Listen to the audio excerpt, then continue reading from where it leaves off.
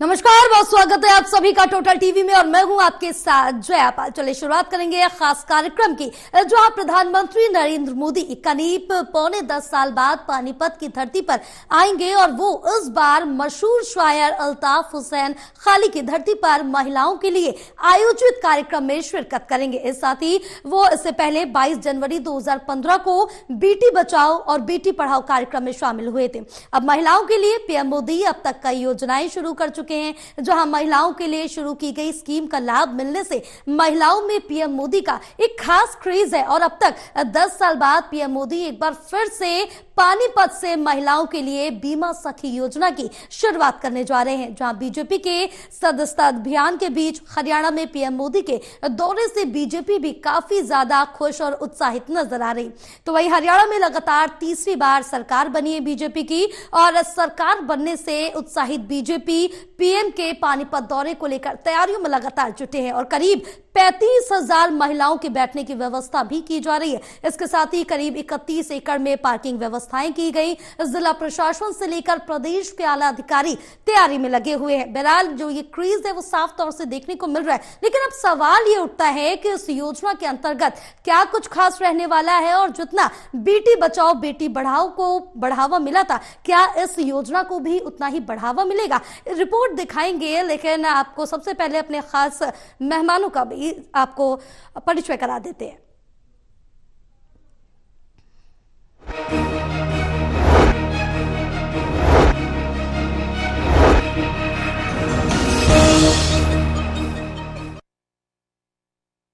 चलिए, हमारे साथ पूरा पैनल बैठा हुआ है, इसी पर चर्चा करेंगे। वीरेंद्र सोनी जी वरिष्ठ पत्रकार है, इस पर चर्चा करेंगे। बहुत स्वागत है वीरेंद्र सोनी जी आपका। और देवेंद्र कथुरिया एसोसिएट एडिटर हमारे साथ जुड़े रहेंगे इस चर्चा में। Doctor Mahesh Kumar associate editor हैं, चर्चा करेंगे। लेकिन उससे पहले हम आपको एक रिपोर्ट दिखा देते हैं।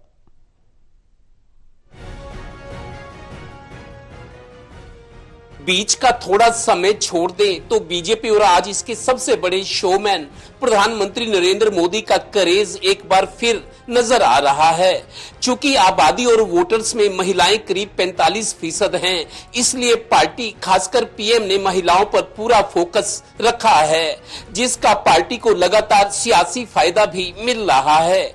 इसीलिए मोदी जी ने मई 2014 में पीएम बनने के बाद 22 जनवरी 2015 को पानीपत की धरती से बेटी बचाओ बेटी पढ़ाओ के राष्ट्रीय अभियान की शुरुआत की थी। अब 10 साल बाद पीएम फिर 9 दिसंबर को पानीपत में एलआईसी की बीमा सखी पॉलिसी का शुभारंभ करने आ रहे हैं। महिलाओं के स्वरोजगार की इस योजना में सिर्फ महिलाएं ही काम करेंगी। पानीपत प्रशासन से लेकर चंडीगढ़ में बैठे आला अधिकारी तक सभी पीएम के कार्यक्रम को खास बनाने की तैयारियों में जुटे हैं।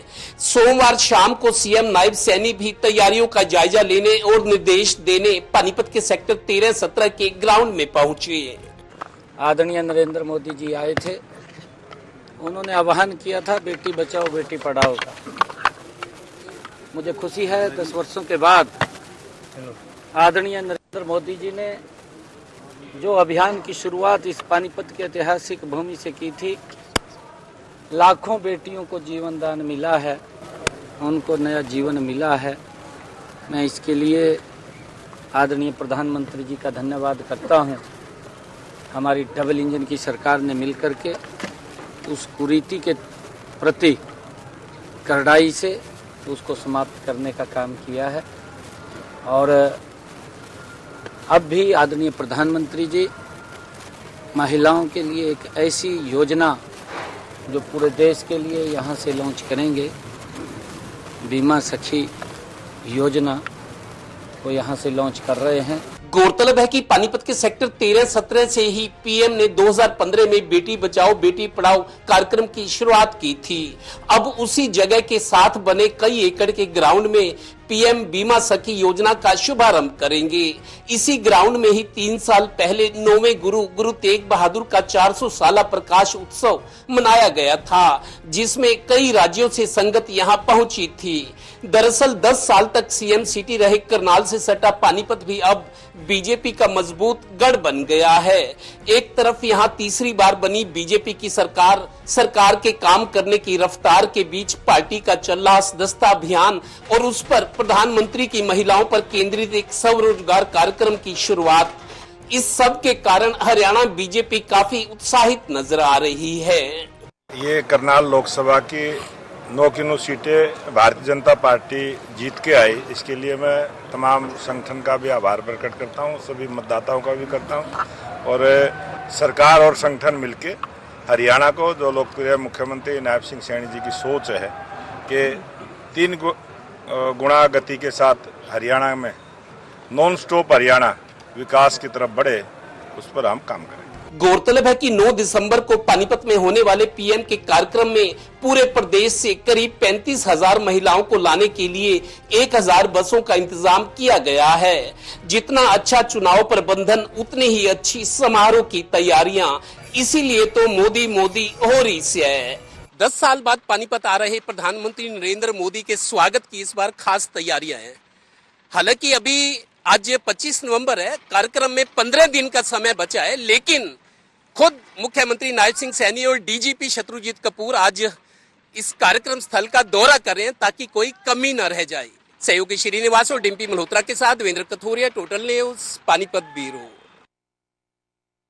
चलिए चर्चा की शुरुआत करेंगे। सबसे पहले देवेंद्र कथुरिया, आपसे शुरू करना चाहेंगे। और जिस तरह से देखें कि नई सरकार के गठन के बाद हरियाणा में प्रधानमंत्री नरेंद्र मोदी पहली बार आ रहे, करीब 9.25 साल का जो ये वक्त है वो रहा है। और इस बीच अगर पानीपत की बात कर लें तो पानीपत इस मामले में काफी ज्यादा लकी रहा है, ये हम कह सकते हैं, क्योंकि कई अहम और महत्वपूर्ण जो योजनाएं रही हैं वो यहां से शुरू हुई है और एक और महत्वपूर्ण योजना यहां से शुरू की जा रही है। देखिए जया, 2014 में जब बीजेपी की सरकार आई, नरेंद्र मोदी देश के प्रधानमंत्री बने, उससे पहले कांग्रेस सरकार थी, हमने देखा महिलाएं जो थी उनमें कोई राजनीतिक चेतना, जागरूकता ज्यादा नहीं थी जी। सरकार कैसे बनती है, वोट डालने के लिए लाइनों में खड़े होना मैंने भी देखा है, ऐसा बहुत कम था। लेकिन जब से मोदी जी प्रधानमंत्री बने हैं, जिस तरीके से उन्होंने काम किया है, वो जो भाषण देते हैं, जो कार्यशैली है, जितना उनका प्रचार और मार्केटिंग हुई, उसका असर ये रहा कि गली मोहल्लों में मैंने खुद देखा है, महिलाएं जो राजनीति से दूर रहती थी, राजनीति की समझ नहीं थी, उनकी ना रुचि लेती थी, लेकिन मोदी जी के प्रधानमंत्री बनने के बाद हमने गली मोहल्लों में देखा मोदी पर चर्चा होती है।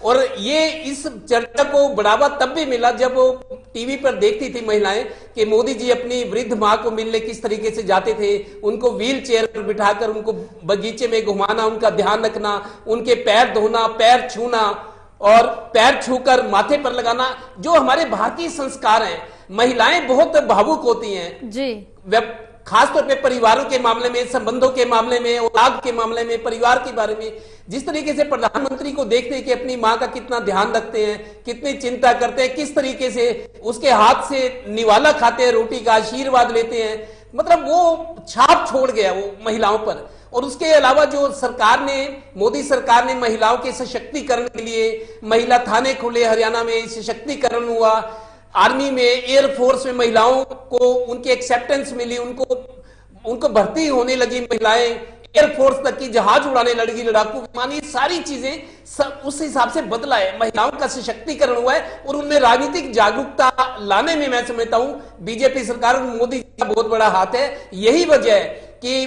बेटी बचाओ बेटी पढ़ाओ, जब वो 2014 में प्रधानमंत्री बने थे मई में, और जनवरी में ही, मतलब अभी साल भी नहीं हुआ, जनवरी 2015 में पानीपत की धरती से उन्होंने जो भाषण दिया था, डॉक्टर भी बैठे थे उसमें, मैं मौजूद था, क्योंकि जब वो ये कहने लगे डॉक्टरों को कि आप जिस औलाद के लिए पैसा कमा रहे हो, भ्रूण हत्या कर रहे हो, क्या अगर आपकी औलाद ही नालायक निकल पड़ी तो उस पैसे का क्या करोगे। मैंने डॉक्टरों को रोते हुए देखा था, भावुक हुए थे डॉक्टर, जब प्रधानमंत्री ये कह रहे थे डॉक्टरों को कि आप भ्रूण हत्या कर रहे हो पैसे के लिए, अगर जिसके कर रहे हो जिस औलाद के लिए, वो औलाद ही नकली आपकी नालायक निकल पड़े तो उस पैसे का क्या करोगे। मैंने डॉक्टरों को उनकी आंखों में आंसू देखे थे। तो वो एक कार्यक्रम था। उसके बाद सरकार ने जो कुछ किया महिलाओं की प्रमोशन के लिए, उनको प्रमोट करने के लिए, उनकी जागरूकता के लिए, राजनीतिक तौर पर उन्हें चेतना लाने के लिए, उसी का बीजेपी को तो फायदा मिला है। चाहे मोदी जी के 3 चुनाव में प्रधानमंत्री बने, हरियाणा में भी।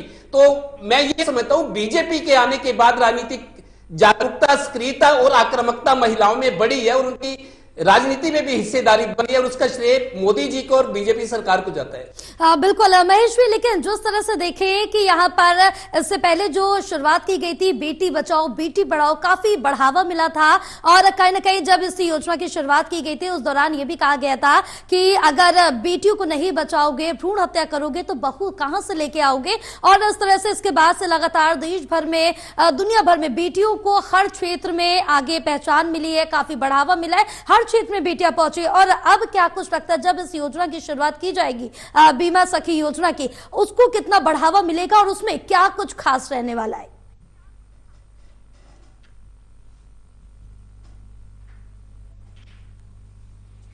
देखिए, इसको दो पहलुओं के साथ समझने की जरूरत है। एक समाज की जरूरत यानी कुदरत की जरूरत, प्रकृति की जरूरत। अगर मेल जो है संख्या ज्यादा हो जाती है और फीमेल की संख्या कम हो जाती है तो उससे कई तरह की जो सामाजिक समस्याएं हैं वो पैदा हो जाती हैं।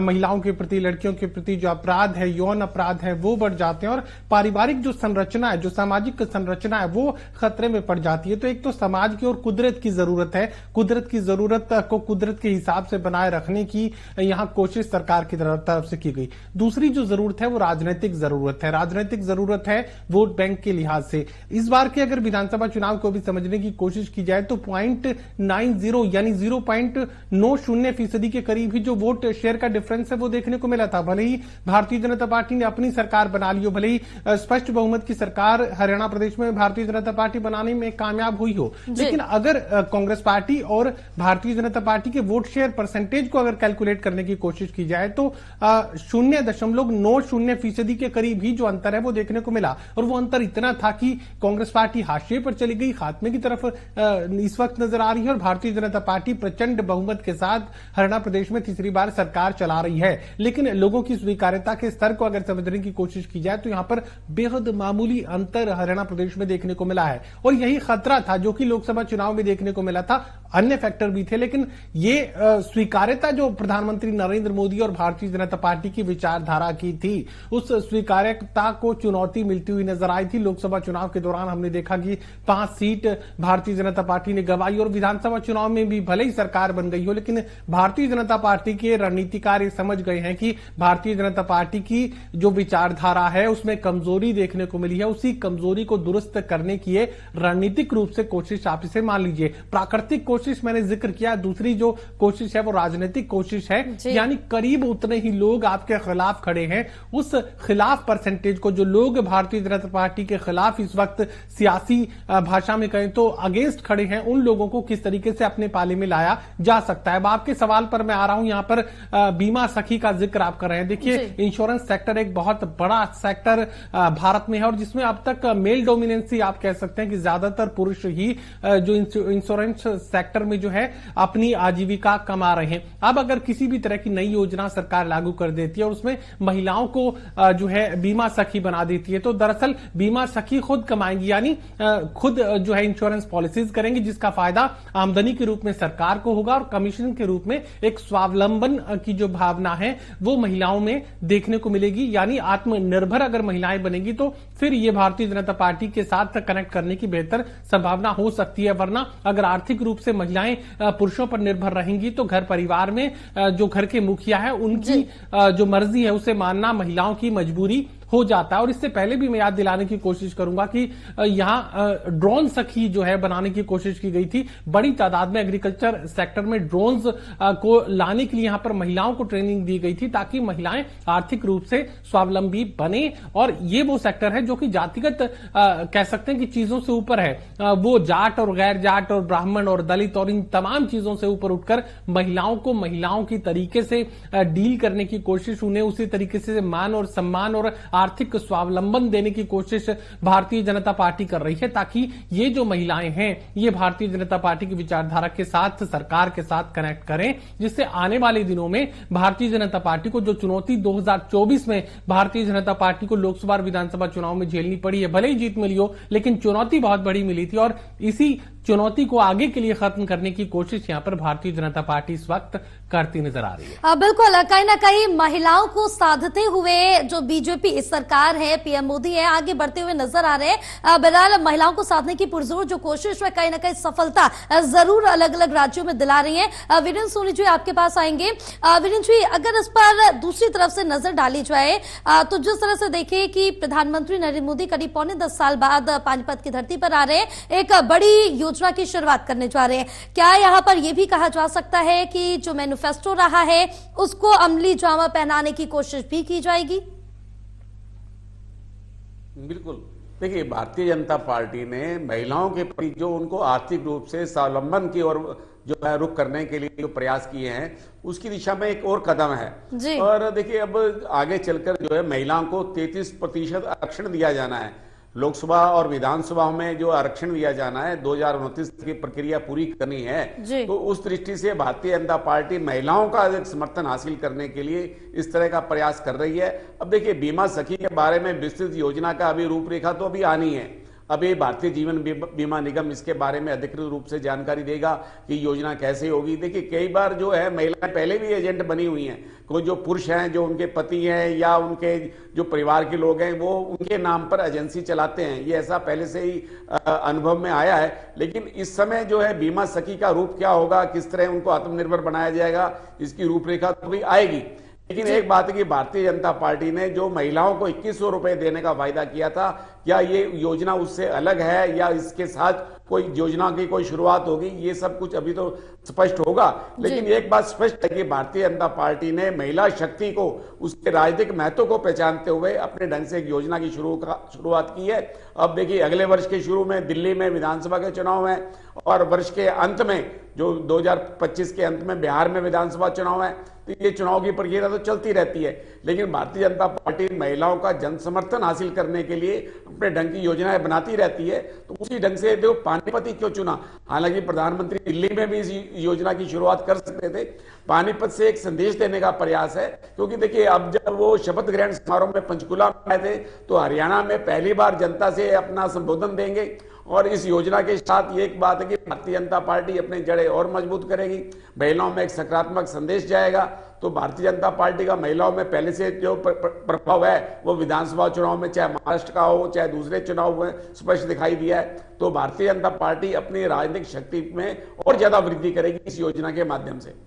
बिल्कुल। और देवेंद्र जी, लेकिन इस बीच अगर ये भी कहा जाए कि एक तरफ अपने आप को राजनीतिक मजबूती देने के लिए जो एक कदम है वो बढ़ाए जा रहे हैं, बहरहाल महिलाओं को तो फायदा मिल रहा है इससे, तमाम अलग अलग तरह की जो योजनाएं शुरू की जा रही है हर राज्य में, चाहे वो हम बेटी बचाओ की बात कर ले, अब बीमा सखी योजना है, लड़की बहन योजना है जो महाराष्ट्र में शुरू की गई, तो तमाम इस तरह के अलग अलग राज्यों में महिलाओं के लिए योजनाएं शुरू की गई। महिलाओं को बहरहाल फायदा मिल रहा है, लेकिन राजनीतिक फायदा कहीं ना कहीं सरकार को भी मिल रहा है। देखिए जया, कोई भी सरकार योजना शुरू करती है उसका मकसद समाज कल्याण तो होता ही है, महिलाओं का कल्याण, महिलाओं को सपोर्ट देना, उनका विश्वास जीतना। लेकिन उसके पीछे एक का पक्ष ये भी रहता है कि सियासी फायदा कैसे हो, क्योंकि जो लोक कल्याणकारी योजनाएं तो समाज के लिए होती हैं और वो वायदे भी होते हैं और सरकार से अपेक्षा भी करते हैं, लेकिन उसका देखिए छिपा हुआ मकसद सियासी भी होता है, क्योंकि सरकार को फिर सत्ता में आना है, चुनाव लड़ना है, विधायक कैसे जीतेंगे, सांसद कैसे जीतेंगे, जाहिर है दोनों पक्ष देखे होते हैं। सरकार का लोक कल्याणकारी चेहरा भी नजर आए और पार्टी को कैसे फायदा हो सकता है, सरकार कैसे रिपीट हो सकती है। हमने देखा है बीजेपी ने बहुत सारी नई योजनाएं चलाई हैं, जैसे अभी आज मुख्यमंत्री आए थे, मैंने उनसे सवाल किया, अभी आपने संकल्प पत्र में कहा था 2100 रुपए हर महिला को, और यहाँ के मंत्री कृष्ण पवार ने ये मेरे को बताया था। मैंने कहा जी कोई आप कंडीशंस लगाएंगे, क्योंकि महिलाएं इसका इंतजार करिए। 18 से 60 साल की उम्र की महिलाओं के लिए जो एक वायदा था कि 2100 रुपए हर महिला को देके, मैं कृष्ण पवार से मंत्री है वो सवाल किया था ये कोई कंडीशंस अप्लाई होगी या बीपीएल को या कोई शर्त है, उन्होंने कहा कोई शर्त नहीं, चाहे करोड़पति परिवार चाहे लखपति परिवार है, सरकार सबको इस योजना का लाभ देगी। वो महिलाओं की स्वेच्छा पर है कि कोई ना लेना चाहे, क्योंकि जो संपन्न है ना लेना चाहे, लेकिन ये योजना सबके लिए है। ये महत्वपूर्ण बात जो मैं बता रहा हूं। दूसरा, आज मैंने मुख्यमंत्री से कहा उस योजना का इंतजार करिए महिलाएं, उस लाडो लक्ष्मी योजना का कब से पैसा में, उन्होंने कहा जी हमने जल्दी करेंगे, कमेटी बना दी है। और मैंने पूछा प्रधानमंत्री क्या ऐलान कर सकते हैं कुछ इस दिशा में, इस पर उन्होंने कहा जी मैं ये तो नहीं कहता ऐलान करेंगे, लेकिन सरकार ने काम शुरू कर दिया और जल्दी ही महिलाओं को 18 से 60 साल की महिलाओं को, 60 साल से ऊपर तो वैसे ही विधवा और वृद्धावस्था पेंशन है, लेकिन इनको 21 रुपए जल्द मिलना शुरू होंगे। मुख्यमंत्री ने आश्वासन दिया है और ये दर्शकों को हम बता भी दें। बिल्कुल महेश जी, लेकिन इस बीच ये भी देखा जाए कि तमाम राज्यों में हमने देखा है कि जिस तरह से चुनाव करीब आने लगते हैं उस दौरान ये योजनाएं शुरू की जाती तमाम। अगर अभी हम दिल्ली की बात कर ले तो अरविंद केजरीवाल की तरफ से भी बुजुर्गों के लिए पेंशन शुरू की गई है, जो 67-69 साल के बुजुर्ग हैं और या 70 से ऊपर बुजुर्ग हैं। और महाराष्ट्र की अगर बात कर ले तो शिंदे ने भी इस तरह की योजना महिलाओं के लिए शुरू की गई थी। लेकिन पानीपत में इस तरह की योजना शुरू करना क्या कुछ संदेश दे रहा है?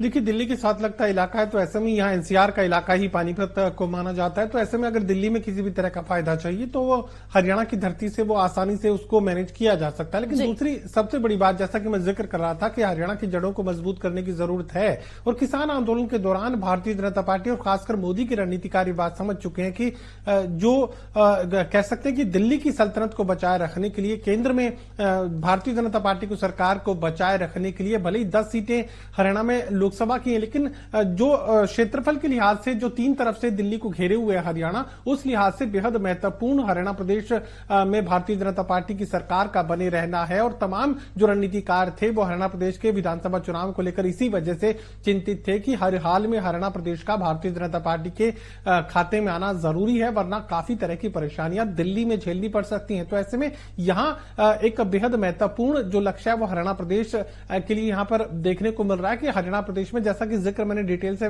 पहले किया था, कि यहां पर बहुत बड़ी आबादी जो है वो सामने खड़ी है और खिलाफ भी खड़ी है उस मुखालफत को कम करने के लिए। और आने वाले वक्त में हरियाणा प्रदेश को, जैसा कि बीजेपी को लेकर लगातार कहा जाता है कि एक चुनाव खत्म होने के साथ ही अगले ही दिन से अगले चुनाव की जो तैयारी है वो भारतीय जनता पार्टी शुरू कर देती है। और ये तैयारी न सिर्फ हरियाणा प्रदेश के लिए बल्कि पूरे भारत वर्ष के लिए। और महिलाओं को किस तरीके से भारतीय जनता पार्टी के खाते में खड़ा किया जा सकता है। देखिए, राजनीतिक ताकत देने की बात यहां पर की जा रही है, लोकसभा में आरक्षण देने की बात की जा रही है, विधानसभाओं में आरक्षण देने की बात की जा रही है। राजनीतिक भागीदारी तो मिलेगी ही, लेकिन जो वोटर्स हैं उन्हें किस तरीके से स्वावलंबी बनाया जा सकता है। खासकर महिलाओं का जिक्र यहां पर किया जा रहा है कि महिलाएं अगर आर्थिक रूप से सक्षम होंगी तो फिर अपने निर्णय लेने में भी वो सक्षम हो सकती हैं। यानी महिलाओं को अपना निर्णय खुद लेने का जो अवसर है वो भारतीय जनता पार्टी यहां पर देना चाहती है। तो ऐसे में दिल्ली और एनसीआर के लिहाज से तो महत्वपूर्ण है ही, लेकिन देश भर में संदेश ये जाएगा महिलाओं के लिए कि भारतीय जनता पार्टी महिलाओं के हित में सोचती है। महिलाओं को राजनीतिक रूप से ताकत देने का काम किया है, आर्थिक रूप से ताकत देने का काम किया है, शिक्षा के क्षेत्र में आगे बढ़ने का अवसर दे रहे हैं, जिंदा रहने का अवसर दे रहे हैं। यानी कानून जो बनाए गए थे महिला बच्चियों की रक्षा को लेकर, भ्रूण हत्या को लेकर, वो सख्ती से भारतीय जनता पार्टी की सरकारों में लागू किया जाए, जिससे जो प्राकृतिक जो एक संतुलन है वो बना रहे। तो तमाम जो कोशिशें हैं वो हरियाणा प्रदेश की धरती से यहाँ पर जो आगे बढ़ती हुई नजर आएंगी। भारतीय जनता पार्टी हरियाणा को तो इसका फायदा होगा ही, बल्कि पूरे भारत वर्ष में महिलाओं को बीजेपी अपने खाते में खड़ा करना चाहती है और उन्हें स्वावलंबी बनाना चाहती है। बिल्कुल, कहीं ना कहीं महिला इंडिपेंडेंट हो, महिला आगे बढ़ सके, बेटियां आगे बढ़ सके, तो तमाम तरह से इस पहलू को देखा जा रहा है। बहरहाल वीरेंद्र सोनी जी, अगर इस पर जिक्र किया जाए तो जिस तरह से महिला और बेटियों को आगे बढ़ाने की जो बीजेपी की कोशिश है वो साफ तौर पर जमीनी स्तर पर देखने को मिल रही है। तमाम जो कोशिशें हैं वो भी की जा रही है। हर राज्य में ये बीजेपी की तरफ से अलग अलग योजनाएं अलग अलग नामों से किया जा रहा है और बेटियों को इस पर लाभ मिलता हुआ भी नजर आ रहा है। तो कहीं ना कहीं अपने आप को भी राजनीतिक दृष्टिकोण से मजबूत कर रही है और महिलाओं को भी मजबूती देती हुई नजर आ रही है। देखिए, भारतीय जनता पार्टी ने आदिवासी महिला को राष्ट्रपति बनाया और जो भारतीय जनता पार्टी के सृजनात्मक चुनाव होते हैं जो उपाध्यक्ष की भूमिका होती है वो एक महिला को दी जाती है। उपाध्यक्ष तो कई होते हैं लेकिन एक उपाध्यक्ष महिला होती है। क्या इस बार जो भारतीय जनता पार्टी के राष्ट्रीय अध्यक्ष का चुनाव होना है, क्या इस पद पर कोई महिला सुशोभित हो पाएगी? और हरियाणा में राज्यसभा में अभी किरण चौधरी को भेजा गया है, अभी एक सीट कृष्ण पवार के कारण रिक्त हुई है, तो क्या वहां भी भारतीय जनता पार्टी किसी महिला को भेजने का जो है एक प्रयास करेगी? कुल मिला के देखा जाए भारतीय जनता पार्टी ने महिला शक्ति को पहचानते हुए, राजनीतिक पहचान देते हुए महिलाओं को प्रतिनिधित्व दिया है और आशा की जानी चाहिए कि भारतीय जनता पार्टी इस अपने इस आयाम को, इस अपने प्रयास को और आगे बढ़ाएगी। बिल्कुल, कहीं ना कहीं इस जो मजबूती जो योजनाएं शुरू कर रही है इसको भी आगे कायम रखा जाए और उसी तरह से महिलाएं जो योजना उनके लिए बनाई जा रही है वो भी बखूबी आगे बढ़ती रहे और उनको भी बढ़ावा मिले, तो कहीं ना कहीं हर क्षेत्र में महिलाओं और बेटियों के लिए राह खुलेंगी, रास्ते खुलेंगे। बहरहाल आप सभी का तमाम चर्चा के लिए बहुत शुक्रिया। और जिस तरह से देखिए कि इससे पहले बेटी बचाओ बेटी पढ़ाओ योजना को जिस तरह से बढ़ावा मिला, इसके जरिए जो बेटियां हैं वो हर क्षेत्र में आगे बढ़ी। अब इस नई योजना की शुरुआत करने पीएम मोदी 9 दिसंबर को पानीपत पहुंचेंगे और कहीं ना कहीं पानीपत भी काफी ज्यादा हम इसको बोल सकते हैं कि लकी रहा है कि कई महत्वपूर्ण योजनाओं की शुरुआत यहां से की गई है और एक और महत्वपूर्ण योजना की शुरुआत अब पानीपत से होने जा रही है। कितना महिलाओं के लिए ये जो योजना है वो महत्वपूर्ण रहने वाली, कितना बढ़ावा इस योजना के तहत मिलेगा वो तो देखने वाली बात होगी। बहरहाल मुझे दीजिए इजाजत, आप देखते रहिए टोटल टीवी। नमस्कार।